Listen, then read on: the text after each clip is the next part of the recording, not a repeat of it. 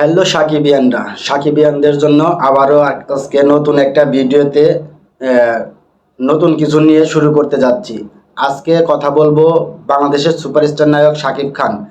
আর এই শাকিব খানের নতুন একটি সিনেমা অলরেডি রায়হান রাফির আদলে ঘোষণা হয়ে গেছে। ছবিটির নাম হচ্ছে তাণ্ডব। আমরা মনে করেছিলাম যে শাকিব খানের নতুন সিনেমা বা 2025 সালে কুরবানিতে মুক্তি পাবে তুফান 2। কারণ তুফান 1-এর যে সিচুয়েশন সেটা শেষ হওয়ার পরপরই তুফান 2-র ঘোষণা আসবে, এরকমই একটা ধারণা ছিল আমাদের। কিন্তু রায়হান রাফি নিজেও বলেছিলেন যে তুফান 2 নিয়ে কাজ করবে, কিন্তু আপাতত তুফান 2-র কাজটা বন্ধ হয়ে গেছে।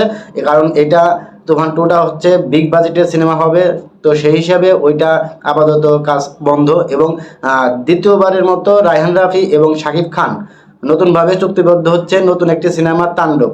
এই তাণ্ডবে যেরকম তুফান সিনেমা সকলের কাছে গ্রহণযোগ্যতা পেয়েছে এবং তুফানের মতো উড়িয়ে দিয়েছে, ঠিক সেইভাবেই এবার তাণ্ডব সিনেমাও সবার মধ্যে তাণ্ডব ঘটিয়ে দেবে, এরকম একটা আশাবাদ ব্যক্ত নিয়েই শাকিব খান এবং রায়হান রাফির নতুন সিনেমা তাণ্ডব।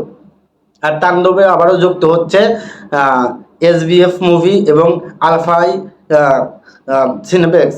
এগুলা আলফাই এবং এসবিএফ নতুনভাবে তারা চুক্তিবদ্ধ হচ্ছে এই তাণ্ডব সিনেমায়। যেরকম তুফান সিনেমায় চুক্তিবদ্ধ ছিল, ঠিক সেইভাবে তাণ্ডব সিনেমা তারা আবার চুক্তিবদ্ধ হচ্ছে। আর তাণ্ডব হবে শাকিব খানের 2025 সালে কুরবানিদের সিনেমা।